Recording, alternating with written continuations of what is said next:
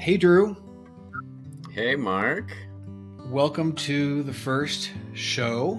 This is our first episode of the Love Dog podcast. I'm Marc Drucker, and I'm going to be your host, along with the man you see sitting next to me. I am the founder of Love Dog, and Drew and I are partners in this venture. Before we get started, I do have one really important question to get out of the way, which I think is going to be important for our listeners. You ready? Okay, hit me. So, if you were a dog, I want to know exactly what kind of dog you would be and why. Oh, this is one of those put you on the spot questions, huh? Episode Uh, 1. So my biggest problem with this, and I will answer, I'm not just avoiding, is I have a depth of knowledge about dogs which we'll reveal over the course of this show.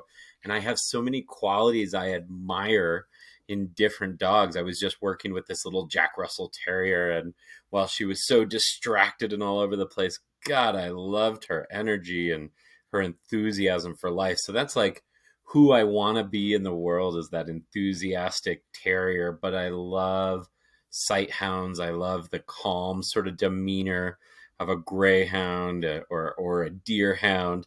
And so I think I would have to be some sort of hybrid of like attributes rather than no, genetically Drew. selected phenotype. Are you No, gonna Drew. They need you're an gonna pin answer. me into a corner? They need an All right. answer. I'll go with Irish Wolfhound because I'm kind of a big guy, but I'm a gentle giant, and I think I've got a little bit going on upstairs, but I try to pace myself and be slow and docile. Don't Sting and Trudy have 11 Irish Wolfhounds over in London, I hope so. somewhere in the UK? I think they have Irish Wolfhounds, and I think they have 11. That was a couple of years ago, so they could be down to 8 or 9. They could be up Yeah. to 12 or 13. I don't know. I haven't followed it. All right, Mark, you pinned me in the corner. I feel like I Well, know I where have an you're easy headed. answer for you. I have an easy answer for you. It's all this What kind of blonde dog are hair. you? It's all this blonde hair. I'm a golden retriever. A Duh. golden retriever. Everyone who knows me knows it. I'm just a I knew before you said it. I knew yeah, before you said it. yeah. I'm just a goofball like all the other like all the golden retrievers out there. And maybe that's like a great. So now they know you're an Irish Wolfhound. I'm a golden retriever. So we'll see if that's a good yin and yang or where we get to go with that. But I'm glad we settled that. I am the goofball. Yes, I'm the golden retriever, and that's going to be my role here as host. But Drew is the man that's going to give us some credibility here. Well, I'm going to let Drew tell you about Drew. Why should I tell you about Drew? Go ahead, Drew. You're too kind, and I don't think you're a goofball. I think you're lovable and loyal and kind. Just like a All those golden traits, retriever. just like Exactly. a golden. Yeah. Stay golden, pony boy. Yeah. So I'm Drew Webster. I am the co-host here, and I'm honored to be with you by your side. And yeah, I'm a certified professional dog trainer, a certified professional dog behavior consultant. I've been training dogs professionally a little over 20 years in the Pacific Northwest and back home now in Denver, Colorado. So I've bounced around a little. I also work in academia. So I'm at the University of Denver, where I'm an adjunct professor, the Graduate School of Social Work, where I teach canine interactions and social work. So I get lots of time with lots of really brainy people, and then I like to pretend and hang out with them and see what rubs off So, on me. can I ask you one question? I have often referred to you as a behaviorist, and you don't like that. Okay, No. fine. So, you are, is Well, it let me tell you certified why. in? For credibility's sake, behaviorist is an actual title, so that's usually reserved for, say, a veterinary behaviorist. So there is only a handful of board certified veterinary behaviorists in the country. I like to say I Yeah. know a few. I'm collecting them as I go. And then there's CABs, which are certified applied animal behaviorists, and that's another degreed program. So when dog trainers, professional dog trainers, cringe at behaviorists, it's because they know that A, they're proud of their credentials, and B, that they are not that thing. It's kind of like calling a nurse practitioner a doctor, where they're certainly valuable and they have their own degree and credibility, they are not a doctor, and they know where they sit with that. So Okay. really, when you hear somebody say behaviorist, you should see the letters CAAB or DVM with that special accreditation. That's a 14-year degree, though, certified, board certified veterinary behaviorist. So they are So you few and have a far between. certificate in dog behavior, Yeah. and that gives I'm a you the ability to certified dog train. behavior consultant and a There you professional go. dog trainer. And a professional dog trainer. Okay. Yeah. And you're also very well connected. I just want to let everybody know. And you know a lot of really important people in the world of dogs and animals in general. So it was my lucky day when Drew walked up to me back last March at the University of Denver. We were at an event together to launch a new institute over there.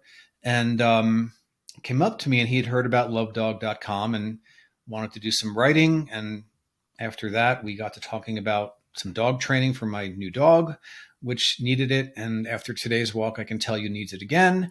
And, and here we are doing this podcast, and I'm pretty excited about it. I think we have a lot of good things lined up, over 60 episodes lined up. We'll be doing them we'll be launching new releases, I should say, every other Saturday. So today is Saturday, December 9th, and we'll do another one in 2 weeks. And in between, we may be lucky and we may do some bonus episodes, and we've got a few of those lined up as well. So, who do you want to talk about what we're going to do here quickly? Well, We I got to just get to wanted the to say important that I'm stuff. really excited about what we're going to do here today and Mhm. throughout the course of this show, because when we met, you told me, you wanted to create the Bible with lovedog.com and how there wasn't a great go-to resource. And one of my biggest problems, just like the question you asked me, what's a behaviorist? I want people to have a place where they can go answer those questions. A simple, reliable resource full of accredited professionals with knowledge that they can turn to. So my hope with lovedog.com and lovedog the podcast is that I can bring these amazing people in and say, hey, you want to meet a behaviorist? Let me introduce you to this person. And I will do that through the course of the website and the show. And I'm just excited to get to know our audience and this community. So I hope everybody listening subscribes and turns in. There's going to be something for everybody, whether you're a behavior geek like me or you're a total novice and you just love dogs. There's something for everybody on the show and on the site. Yeah, and all I really, want to add to that, one or two things, because you know me, right? The idea here is it really is just to get into some great conversations with experts, with leaders, with influencers out there. We want to be serious here. We want to have fun here. We want to cover the whole range of topics through these great conversations. And what we hope will happen here is that there will be a takeaway for our audience, and they will be able to take the information that we give them, and they will be able to go out there and apply it and use it. And there's going to be some of that in every show. The last point or two I want to make here is that we've talked about this idea that we know what we don't know, but we don't know what we don't know. So I think we all know that we need to know more about the issues about dogs, medical issues, nutrition issues, things like that, and we're gonna get into that. But what we don't know that we don't know, did I say that right? Oh, nailed it. We Yeah. don't know what we don't know. And I think where we can really shine here is the potential that exists in the relationship between the human and the dog, and the connection, the bond, the friendship. So we want to talk a little bit about shifting the paradigm a bit from a dog is man's best friend, which we all are familiar with that, to being your dog's best friend. That's the focus. The hope is that we begin to talk about dogs in a new way, and see dogs in a new way, and embrace them in a new way, and bring them into our lives in a new way. If we can do that on this podcast, on this show, then I think we've got something. I think we've got something important to offer. And I hope our audience just grows and grows and grows and grows into a flourishing community. That would be great. I think with that, we are really ready to talk about our guest. I love it. What you talked about, Mark, is so important, that paradigm shift. I find with dogs, because they're so familiar, you might even say canis familiaris, there's a little nerdy lingo for you there, is that they're too familiar. People think they know everything about dogs because we're accustomed to them. We see them every day. They're in our homes, in our communities. So we don't get curious about them. And one of my big hopes is that people become curious about that dog. We're sharing our lives with this other species. And so there's no better first guest. I'm so excited that we have Marc Bekoff coming on as our first guest today.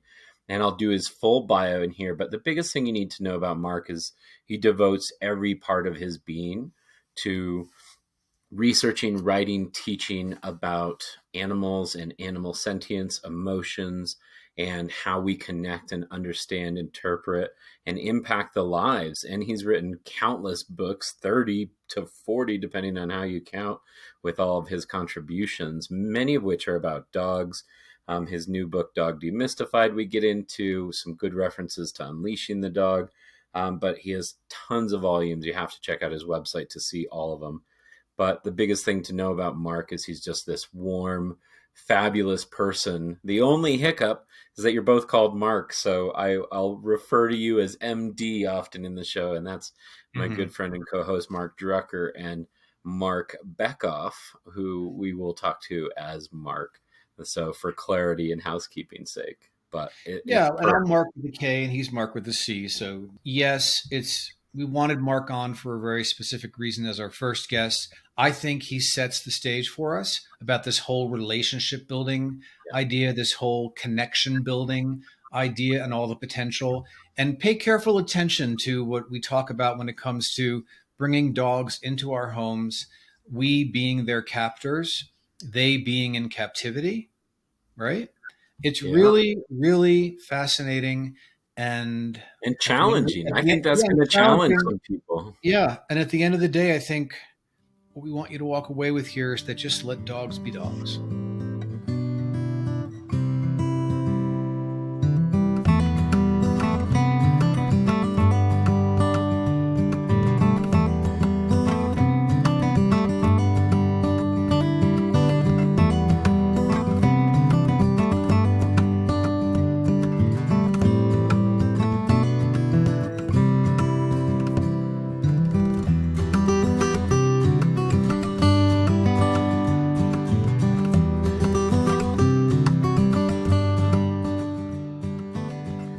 All right, today on the show we have Dr. Marc Bekoff. Marc Bekoff is a professor emeritus at the University of Colorado Boulder. He's published between 30 and 40 books, depending on how you count, including many, many encyclopedias, and contributed to textbooks. He writes on the popular column for Psychology Today. He's a compassionate conservationist and works for animal protection. Marc has donated so much of his time to protecting and working with animals and the people who are interested in doing so. It's just such an honor to have you on the show today. Marc Drucker, who I'm going to refer to as MD for clarity's sake, is joining us today too. But today we're going to talk about all things dog and why we all love dogs. But also we're going to talk about Marc Bekoff's new book, Dogs Demystified, A to Z guide to all things canine. So, Marc, welcome to Love Dog. Thank you so much for being here. It's my pleasure to be here. I love talking about dogs, and people like hearing about dogs, but sometimes they don't like hearing what I say, but that's okay. Well, we like hearing what you say, and we're very excited to hear what you have to say today. But I Thank you. wanted to jump right in and talk a little bit about your new book, Dogs Demystified, Mhm. because you are challenging some of those cultural myths that we all hold. So, tell me a little bit about the layout and the format of this book. Yeah. Well, thank you for having me. I'm really pleased to be here. Well, yeah, I mean, I really wrote the book as a source book. So if people have, sort of laid out alphabetically like an encyclopedia, I wrote it to so that people would be fluent in dog.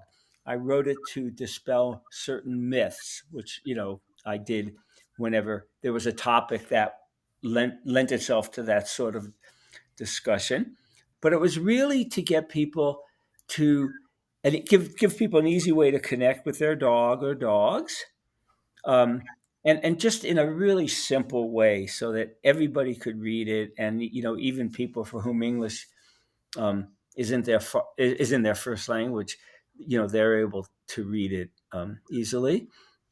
And really, the big picture view is I just want to improve human dog relationships, and to tell people, who dogs are, what they want, what they need.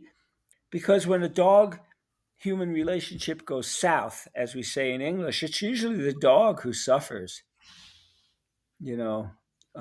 So those were the simple reasons. Well, another reason too is I'm an ethologist, and I wanted people to understand that dog behavior has evolved just like the behavior of other animals, and that because all dogs come from a common wolf ancestor, they still have wolf genes and wolf engrams in their brains, and which dispels the myth that dogs are dumbed down wolves. No, dogs are dogs, and they're not dumbed down wolves. Um, but it also explains why they pee, their peeing patterns. They mount and they hump and they growl, and there are alpha dogs, and they form dominance relationships just like wolves. And um, it it also tells people very clearly that dogs do have wolf ancestry. They're highly social animals. Feral and free ranging dogs form packs that look like wolf packs. There are dominant and less and subordinate individuals, and then of course, and I know we'll get back to this. Just because dogs form dominance relationships doesn't mean that we should be dominating them and beating them up to get them to do what we want them to do, or not to do what we don't want them to do. Yeah, it's a prevailing theme that we always run into. I work as a professional dog trainer, and so I tell people so much of my job is basically people calling me and asking me if I can stop dog behavior. And it sounds funny to say it like that, but when people talk about barking and pulling and jumping and all these things, it's just these dogs that are kind of pent up. They're almost, just desperate to get out. MD, I know you had something on that you were interested in. Yeah, I mean, this whole conversation is a great segue into um, yet another conversation and another book that you didn't mention, Unleashing Your Dog, Mm-hmm. that Mark wrote with Jessica Pierce, I believe. When did that book come out? A few years ago, a couple of years ago? 4 years ago. 4 years ago. And just to fast forward for a second, then we'll come back to where I want to go. There's a passage in here, an excerpt from here. Our basic message and the basic freedom enhancer we've tried to emphasize throughout this book is to let your dog be a dog Mm-hmm. as much as possible, as often as possible, and with as much patience and goodwill as possible. And I think that's what Drew is saying, that these dogs, it happened with my dog that just came into my life a few months ago, an adopted dog. And Drew pointed out, which I thought was kind of brilliant, this is just dogs being dogs. And humans have to acclimate and adjust and attune, if they want to get the best out of that relationship, which you've now mentioned a few times, this human dog, human canine relationship. Right. And the phrase that we use and I use a lot really is that there are dog appropriate behaviors, and the ones that we don't like, could be humping and mounting and biting and barking and growling and licking themselves and doing all the things that a lot of people, I don't particularly, but a lot of people find very off-putting. Mm-hmm. And the bottom line being, because dogs are captive individuals, and I don't Mm-hmm. mean that in a negative way, but that's sort of the underlying theme in unleashing your dog, is to let them be as free as they can be, as much as you can let them be free. You just talked about some of the things, for example, that humans might find, I would use the word grotesque. This is dog behavior. So humans have to accommodate that and just know that. So don't necessarily say no. I think in your book, Unleashing Your Dog, you say, I think 70 or 80% of what people say to their dog is no. I think there was somebody out in the dog park that noticed this, and they rarely say yes. And we have to, I think, learn to say yes a little bit more. And as Mark just alluded to in Unleashing Your Dog, the big idea, I think, in that book is the idea that we humans, when we take these dogs into our home, we bring them or we put them into captivity. And as Mark already said a little earlier, it's not a negative thing. And we are their captors. Yes. Mm-hmm. So let me just say that so no one is offended. There's the kind of captivity where a dog is being caged in a laboratory somewhere, which is cruel. There's the dog that is in the dog shelter who's waiting to find their forever family. And Mm-hmm. if the shelter is well run, and many are, the dog is being well taken care of. That's a different kind of captivity. And then there's the kind of captivity where we humans take dogs out of their wild setting, their natural setting, or the setting that would be most natural to them. We bring them into our homes and we do the best that we can to make that captivity a good captivity. So in this book, you talk about that. You mention words like enhancements, enrichments, and freedoms.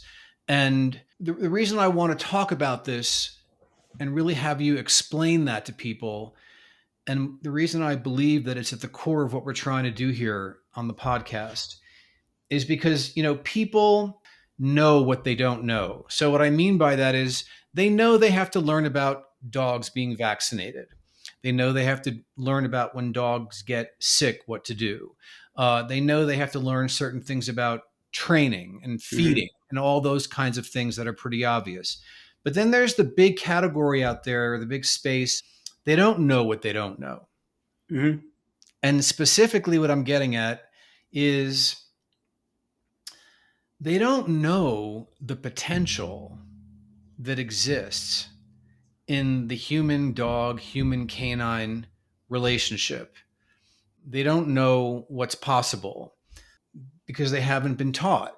Mm-hmm. And as research continues and we learn more about animals' sentience and feelings that the animals have and the emotions that animals have, they just don't know about that. So that's what I want you to talk about and help people understand the potential, what's really there for them in this friendship, in this relationship, in this connection with their dog, and maybe give a little bit of information about how to go about getting that going. Yeah, I mean, it's all related to a lot of it's related to why people get a dog in the first place, of course. If they get a dog just to be a companion or somebody to dominate or control, because there's a lot of control freaks out there, then um, they're not going to spend the time trying to figure out who a dog is and what they need and want from us. Um, in terms of dogs being viewed as captive animals, it's not meant to be a pejorative or a negative thing at all. But some people take it that way, and that's okay because a lot of people don't think of dogs as, especially homed dogs, as being captive animals. We control their lives. We tell them, when they can eat, what they can eat, where they can eat, when they can play, with whom they can play, how they can play, where they can pee, you know, I mean, everything, and I know people who have dogs, they're wonderful people and they shouldn't live with a dog because they're just control freaks and they're looking for more of an object, they could just get a wind up dog or a pet rock or Mhm. some thing like that. So one of the main things about it is if you view dogs as being captive, which a lot of them are, then if you want to give them more freedoms or enhancements, you figure out what dogs like. Dogs are individuals. So of all the dogs I lived with, some of them really liked to chase tennis balls. Some of them didn't care. Some of them enjoyed, because I lived in the mountains outside of Boulder, some of them enjoyed looking for food. So some mornings, because I lived in a great place. They rarely had leashes or collars on. There were dogs in all. There were only 5 houses on this big road, so it wasn't very densely packed. Every house had a dog. Dogs would come down to my house. I'd give them treats. I'd bury them on my property. They'd spend 5 hours looking for them. That was an enhancement. Marc Bekoff, you invented canine nosework years before it was a hot thing, right? Canine what? Nosework. Oh, nosework. Yeah, I The mean, searching in fact, games. when I first saw the word nosework, I thought, oh, Josh, I've been doing that for 40 Yeah. years. What is that? Well, it's so funny as you're talking because, the buzzwords in my community in the dog training world is autonomy and agency. And you're talking Yeah. about these rights for animals to express normal species, typical or species regular behaviors that they would otherwise have natural outlets for. And MD, you mentioned like these behaviors being repulsive to some people. And I think it surprises people Well, when dogs express normal behaviors. And so much of what Marc Bekoff is talking about is this idea that our dogs are frustrated.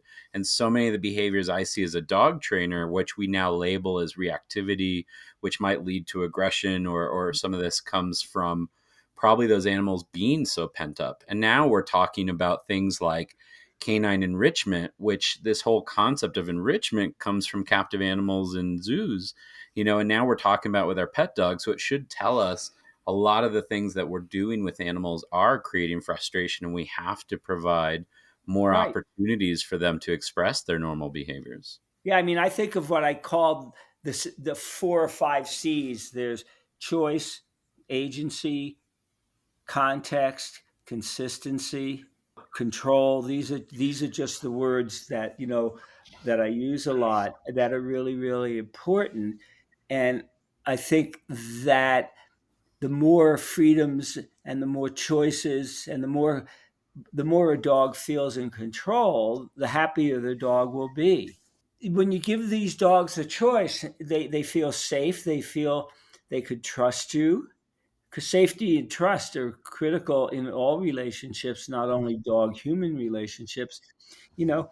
And so the other another bottom line, people talk about the bottom line. There's many bottom lines. Is appreciating not only that dogs have different needs and desires than we do, but each dog is an individual, and that's where I was going before.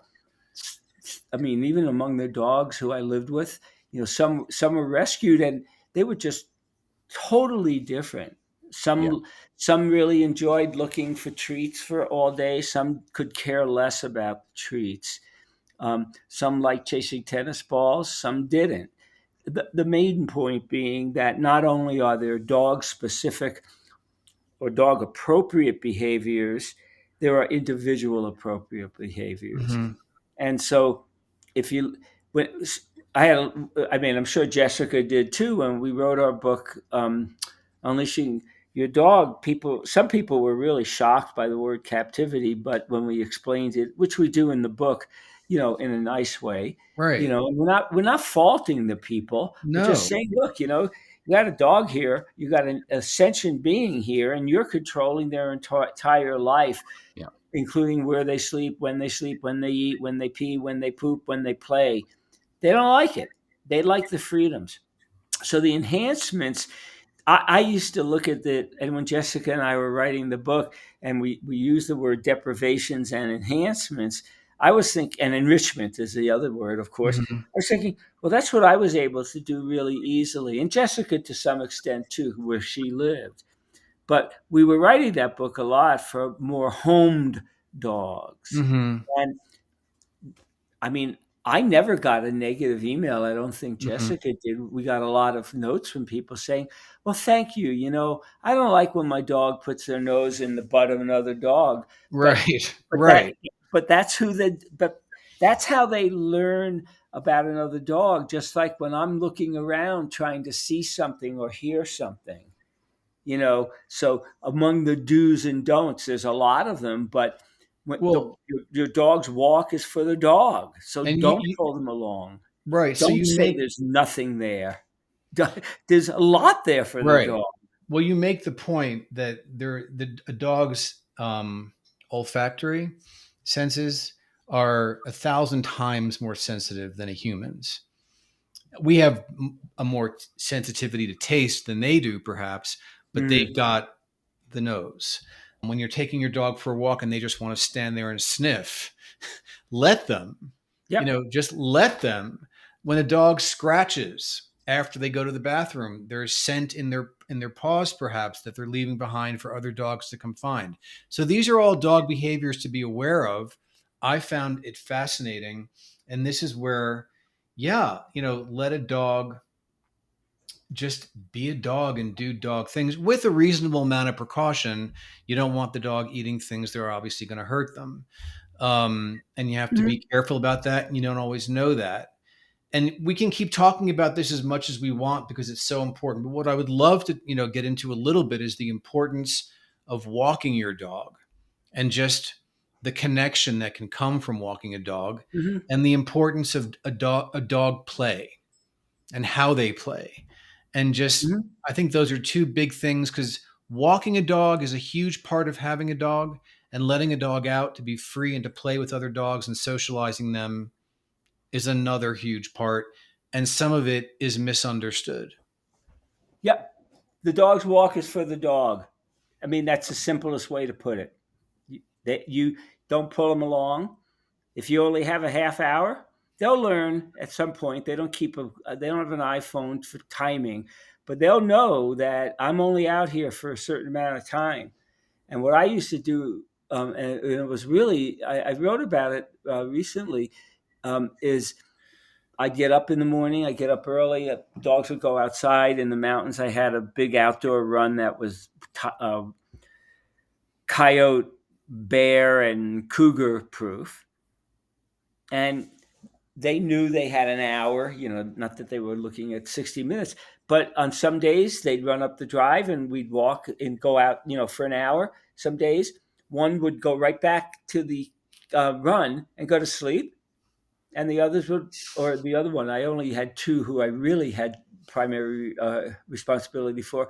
The other would just, go, say, let's go, Mark, we're going on a hike. Can I can I say one thing there? You said the walk is for the dog, right? Right. Well, yes, absolutely. But I just want to say that lately I've been taking Hank, my dog, up the foothills for these walks. He's off Mm-hmm. lead, Mm-hmm. not that he should be, and it's been this beautiful thing that we're able to do together now, that he trusts me and I trust him and I don't have to Mm-hmm. worry about him running away. So while it is for the dog, the human gets a lot out of it, a lot of pleasure. Well, and I think what Marc Bekoff's kind of alluding to, something I run into a lot, is people are walking the dog with the intention that, oh, I'm going to be gone. Maybe I'm a 9 to 5, or this is my time to, quote, wear him out or give him that Yeah. exercise for the day so he's tired. And what they don't realize is this creature, this quadruped, is, an endurance athlete. You're not going to wear him out by walking around suburbia for, half an hour, an hour. So you might as well mentally stimulate him by letting him smell all those spots where all the resident dogs peed, or the little bunny beans, or whatever odors hanging out there. That's going to be much more mentally charging and enriching for their day, where they're going to be bored all day, than if you physically just try to wear them out. And I really encourage people to do that through play with the dog, which is more bonding than, say going to a dog park or something like that, where they're connecting with their dog if their dog will play with them. Right. And the walk is right. The walk is part of socializing. Although after a while, the dog knows pretty well what their relationship is with, their human. So, but right. I mean, when I say it's for the dog, it means that if if your dog, like my dogs, could be free all day if I were home, and I worked at home a lot. So the walk in the morning was not that important because they could get exercise by going up the road and doing the things they want to do. But your average person who snaps a collar and a leash on the dog um, should let the dog sniff. And if they want to sniff for a half hour, let them sniff. If they're looking around, let them look around. But inherent in that relationship is the dog begins or becomes more trusting of you, and not like they're saying, oh, good, Drew lets me be a dog. But that's part of what they're saying. And they'll be happier, they'll be a happier dog than being, controlled all day. Because, you could see a situation where Right. And I should also say that, a walk in the morning is not a substitute for leaving is not an excuse, or shouldn't be used as an excuse for leaving the dog all day. If you're going to be gone a few hours, fine. But if you're going to be gone all day, find somebody else, especially, home dog. But I wanted to get back to the dog, if you will, appropriate behaviors, because the two that there's two that I focused on a lot, but there's others like barking. In fact, I just was talking to somebody yesterday that dogs don't really excessively bark. If a dog is barking a lot or more than normally, there's something wrong, and the dog is telling you that. But chewing. So the entry I put in Dogs Demystified, and I quoted my friend excuse me, Paul McGreevy, who's an Australian ethologist and a veterinarian, is chewing is a natural behavior. I mean, I've studied wild coyotes, I've watched wild wolves, I've watched wild foxes. They chew a lot. So when a dog starts chewing your sock or chewing the side of your couch or something that you love, they're not trying to piss you off. They're trying to exercise their gums and their teeth. And that's really important. And I actually have had a few emails about that saying, well, you're right. My dog chews a lot. It really upsets me, but I realize that that's part, if you will, of what it means to be a dog. Well, So Yeah. I'll just say on that I had two Goldens that chewed socks, underwear, towels, napkin, mhm. and now I have this lab that won't chew anything. Yeah, well, not all And I dogs. and I and I miss it because it was so adorable when they steal the towel and take and run outside with it or something like that. Yeah, well, most people find that not adorable, and they get Right. really and they get really upset. But No. that's a good example. Some dogs are chewers and some aren't. So if the dog's a chewer, let them chew. I mean, what I like about this discussion, and what I like about thinking of dogs as, once again, as captive individuals, is the question would be, if you felt that you were being restrained, what would you want to feel more in control of your life? You want more agency, you want more choices. And I don't Want know, more freedom. and more freedoms, Right. You want exactly, your and sovereignty. more enhancements and more enrichments. Right. They're all related, and that was part of what we were trying to do in unleashing your dog. And it's really one of the threads that goes through Dogs Demystified is accept your dog for who they are. I mean, and I don't mean like if your dog is an aggressive dog who bites people, but I mean accept your dog. Each dog has has an individual personality, um, and work as hard to give them the most freedoms you can. I mean, to me, it's really simple. And people say, "Well, I live in the middle of New York City or downtown Boulder or even Denver. I can't let them run free because of cars." Of course, you can't. So you know that there are constraints on you. So and you and your dog. So when you can maximize the freedoms and the enhancements, do it. Yeah. Sounds like a That weekend field trip.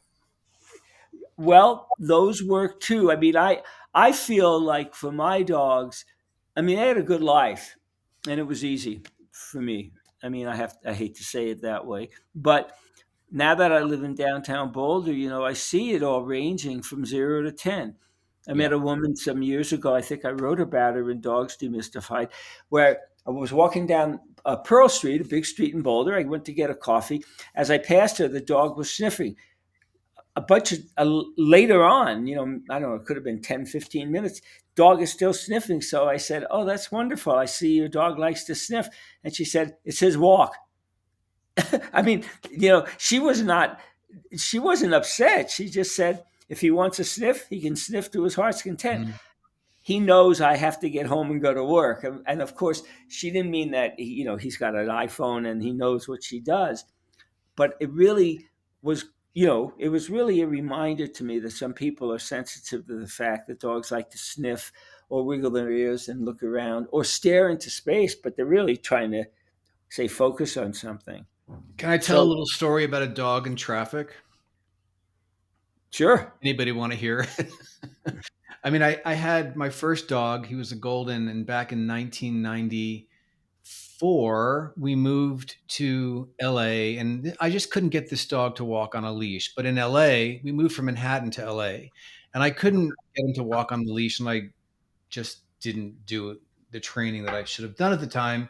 So in LA, it was easier because we had a park right across the street and he didn't need to be on the leash. So it wasn't really a big problem. But when I came back to Manhattan a year later, then it was on the leash and it was killing my back. And I just could not get this dog to stop pulling. So you mentioned trust earlier, right?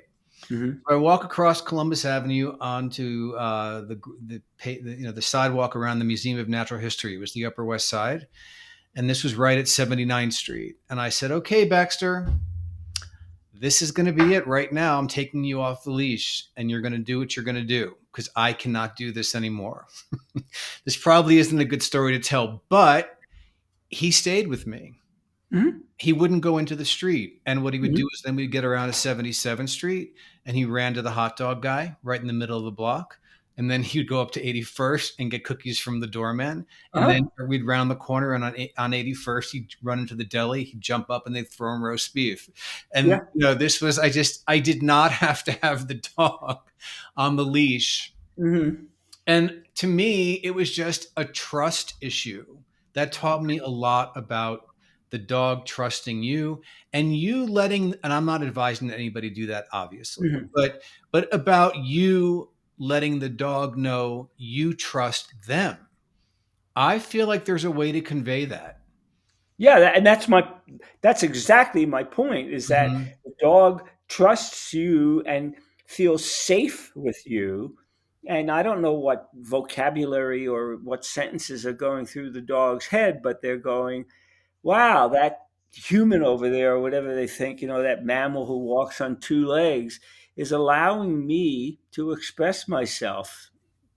And Yes, and yes, that's why I think yes, dogs who feel safe and are yes, trusting are happier. yes. And I mean, I really, and I've actually had people tell me that, where they, because I go to dog parks, and I haven't been recently a lot. I go still, but I was going a lot when I was writing some of these books. And over time, people would say, I think my dog is happier because I'm giving them more latitude to be a dog. What do you think? And I said, I think that's exactly right. Because you put them in the car, you drive them to the dog park, and maybe the bubble in their brain is, oh wow, I'm gonna be a dog for an hour.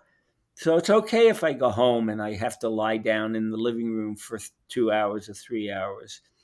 So Hmm. trust and safety are critical. Hmm. And then I really think it's like in human beings, when you feel safe and you feel you're in a trusting relationship and somebody's going to let you be who you are, whether they like it or not, it really facilitates the formation and the maintenance of a really long-term strong bond. And that's the bottom line: is we want our dogs to bond with us, Right. um, a lot for safety reasons, if nothing else, in situations where they cannot go off on their own. Or like when I lived in the mountains, my dogs would run free, but there were cougars, black bears, foxes, occasional coyotes. And it's like your situation, Mark Drucker, of your dog knowing where to go. I didn't train my dogs actively, but over time, they knew that if my hand went to my right pocket, I had a treat, because I didn't want Exactly. to have to be out in the It's wilderness amazing. yelling, Jethro, come, when there's a bear or a cougar around who would focus on or would play off of the vocal signal. Hmm. And so, and what I'm pleased to say is, over decades, including my 5 other neighbors, we didn't have a single incident of any dog running free with a bear, a cougar, coyote, or fox. Is it, so somebody said, well, you were lucky too. Yeah, we were lucky too. But I think what it was the dogs knew the dogs knew these animals were around before we did. And if I sensed that they were looking nervous, looking around, I would put my hand in my pocket. And and the other thing that's important in this discussion is, when people ask me training questions, I say I'm not a trainer, and I'm not a trainer. And so on a number of occasions, I had to call a trainer to come work with me. And there was a trainer around Boulder some years ago. She just laughed. She said, "You need a dog trainer." I said, "I have no idea how to stop my dog from jumping off the pillow and running to the front door and growling." She did it Right. in one or two trials.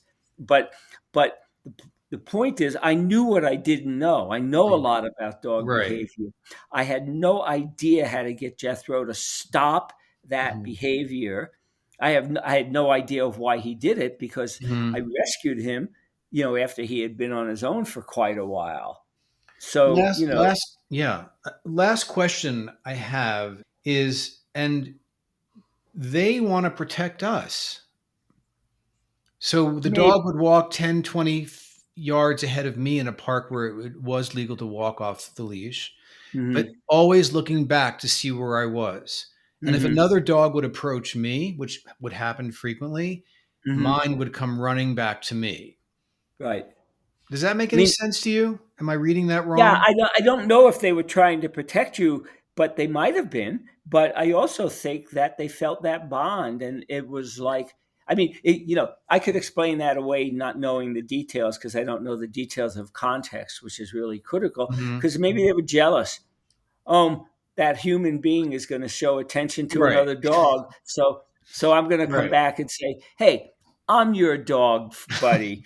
I mean, but no, but I really love that example, Mark Drucker, because it just shows you that the dogs are really aware of what's going on, even They're though they don't aware. give any indication often that they are. So Well, And what you're both getting at, what I love is this concept of awareness and getting curious. And Mark Bekoff, I've heard you say this numerous times when you're asking people to become citizen scientists. You don't want people to go get honorary ethology degrees. You want no, them to pay attention.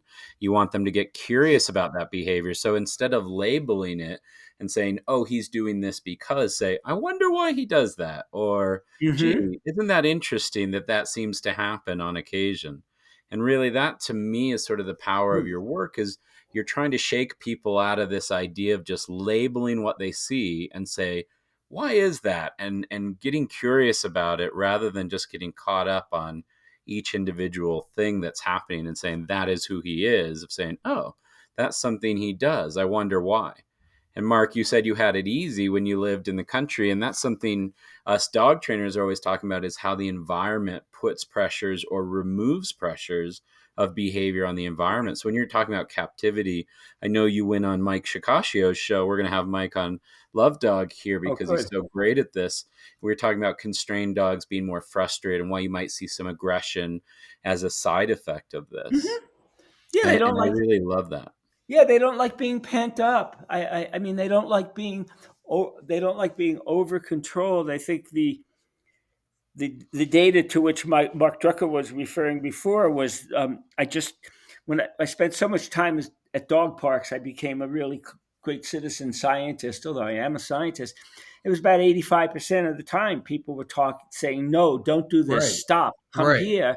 Right. Yeah. 5% of the time there were more freedoms. Right. And what also just really struck me, and I've had other people repeat these, sort of citizen scientist projects, was that I'm always telling dogs, "Good dog." And sometimes people will say, "Well, why did you say good dog?" And I said, "Well, because they're here." I said, it's like with a person, you don't have to wait to a person to do something to just say, "Wow, you're a really nice person. Yeah, I really like you," or something like that. But it was the 85% of the time. Now, I'm not saying that that's going to be true in all cases, but just now living down in town, listening to people, sometimes because I ride my bike a lot, I'll get home or I'll stop and I'll just make a little voicemail to myself. That's what I'm seeing in town, at least 3/4 of the time. I feel very comfortable saying people are controlling their dog. They're making them, if you will, more captive. They're making them feel like the dog itself, or himself or herself, they're making them feel like they have no control over their lives, or like the bubble being, what's this person doing? I know what I'm doing. I'm trying to sniff who's been here and how they feel. I'm trying to locate a sound, Or whenever I'm here at this time of the day, Joe and Mary are here, so I'm looking for them. You know, I just think it's yeah. amazing to hear all this or to read all about it and then go out and watch your dog do it all. Mm, And then you're like, okay, just keep doing that. I'm going to let him do it. yeah, He's supposed to. He's the dog. I mean, that's yeah, right. it's amazing. It's I wonderful. got myself a dog. I didn't get Yeah, myself a stuffed yeah, dog or some or right, a sentient being to control. right. I love it. Yeah. I love that. I want to read you a quote from your book that kind of summarizes a lot of what we've talked about today, and I loved this. And you said, "However, my deeper hope, both with this book and when I speak to people, is that increased understanding will foster more caring. A dog's feelings matter to them, and they should matter to us. We should take the perspective and emotions of our dogs into account for every aspect of our shared lives.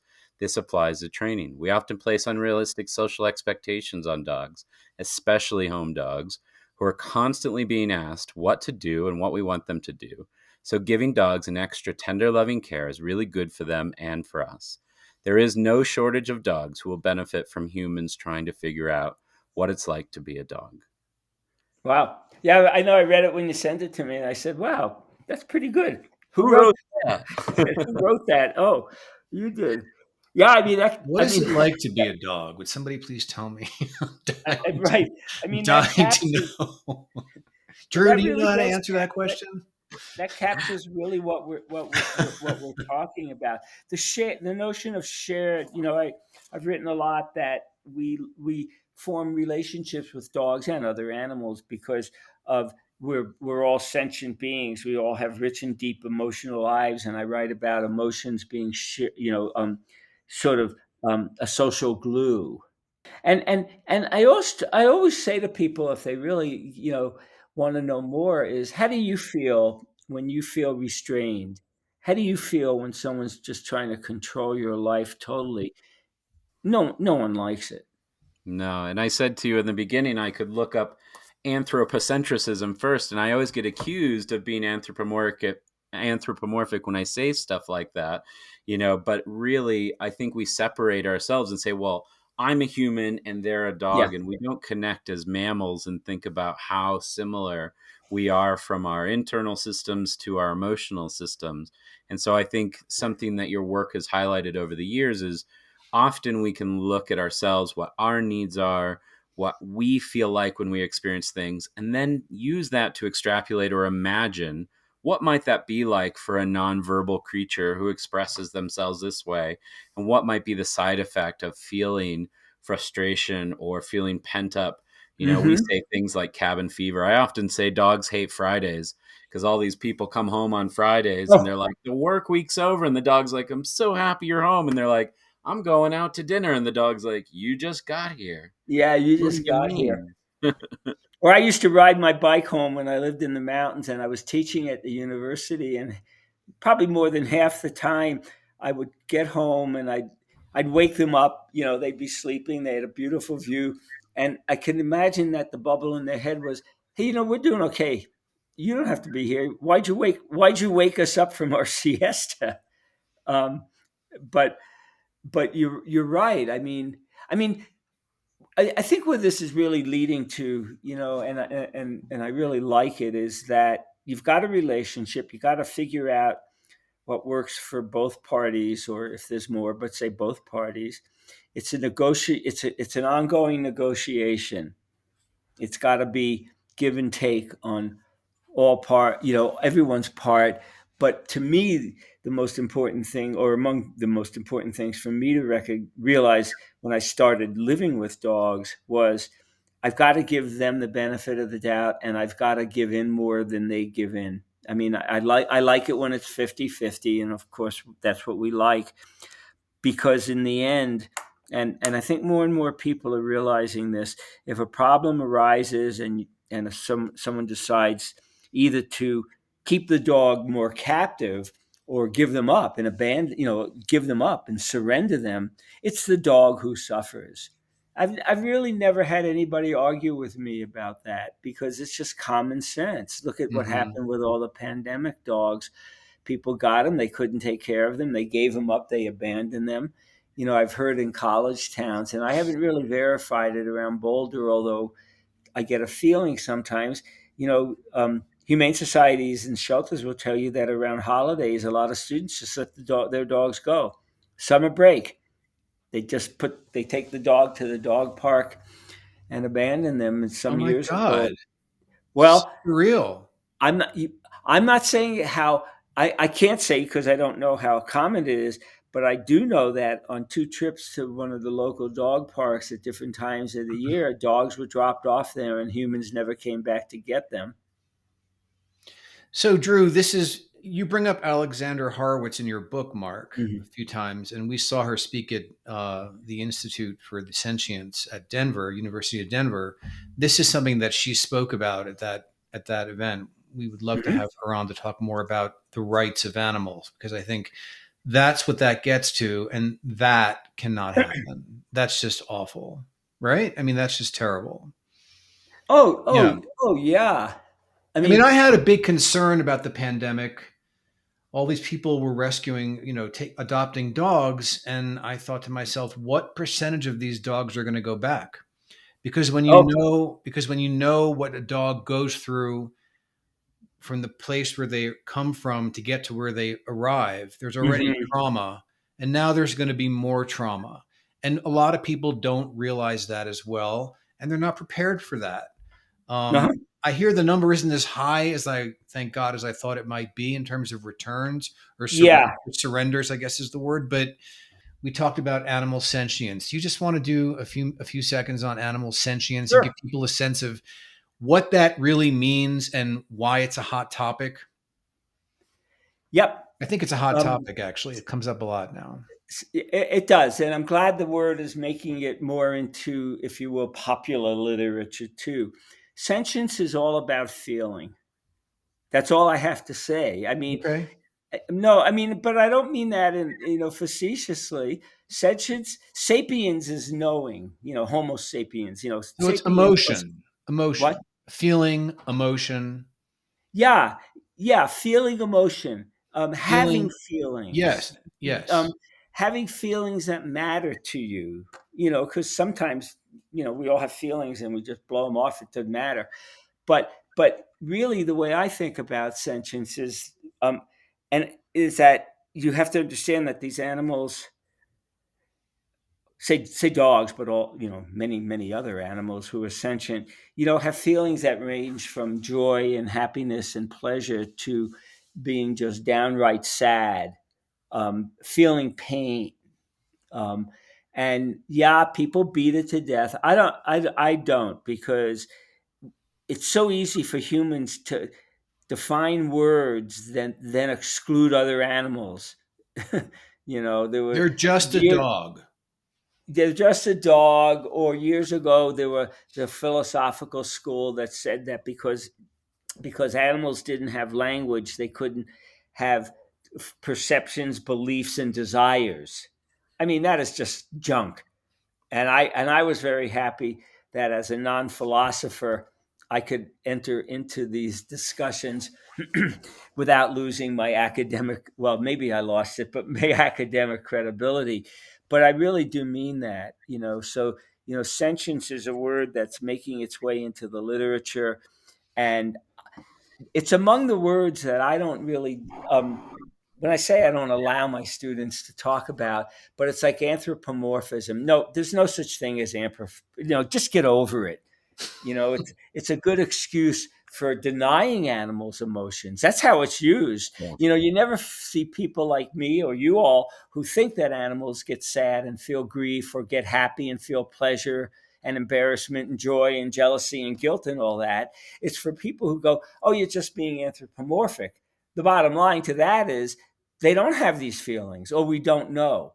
And I've actually just had it that I figure people who don't know or don't believe that dogs have rich and deep emotional lives should never own should never own, they shouldn't own, but they should never have live with a dog, and should never comment on the emotional lives of other animals. I Literally. really mean that. That's amazing because it seemed like for years and years it was, oh, prove that this animal is intelligent. And, we always measure intelligence based on our own human centric view of this is what defines intelligence. And it wasn't until your good friend Jane Goodall said, oh, we're not the only ones that use tools. Look at this. And now we're Yeah, having the same conversation about sentience and emotions of saying, well, we're the only ones who feel complex emotions. And we're like, are you kidding? Have you ever no, lived with an animal? Right. that's It's a, just Exactly. crazy. Exactly, Drew. that's Exactly. exactly, yeah. I mean, Exactly I it. mean, Right. it's exactly right. And I mean, and I know we're getting to the end. I mean, a quick summary for me of this been a great. We've covered a lot. um, Conversation is just getting a place at the table. I do a lot of work in an area called compassionate conservation, and we just wanted a place at the table because compassionate conservation also relies heavily on granting animals sentience, if you Mm-hmm. will.